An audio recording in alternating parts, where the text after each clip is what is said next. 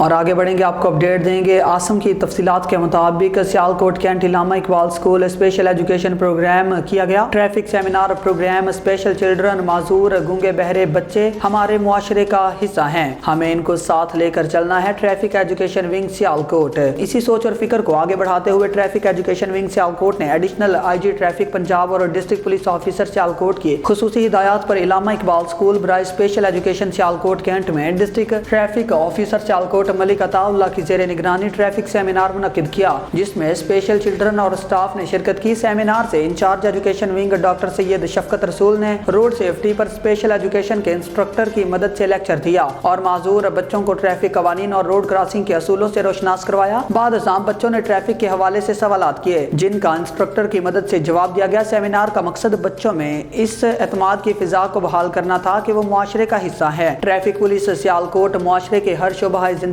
سے تعلق رکھنے والے افراد کے لیے یکساں طور پر بلا تفریق خدمات سر انجام دے رہے ہیں۔